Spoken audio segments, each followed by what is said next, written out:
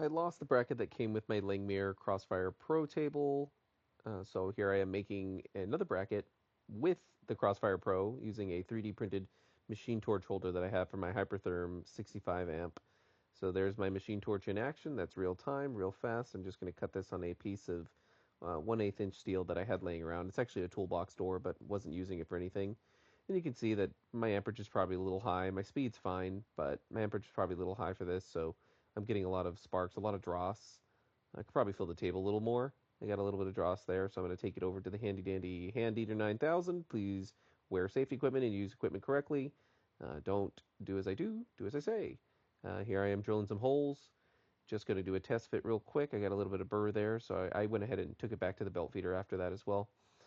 And now everything went well, so now here I'm just reattaching it. I bought some stainless fasteners from McMaster Carr, which went well. I'm using the original thumb screw and then the Allen key usage. Now inserting the marker, tightening that up, and here I am going for a test of the same exact part on the same material there. It's going, going, going, going, going, and perfectly touches down and doodles my little doodle there. So it ended up well. It was pretty easy. It was a fun little project, real quick to go ahead and make something I'm missing, and there you go, nice and crisp. So thanks.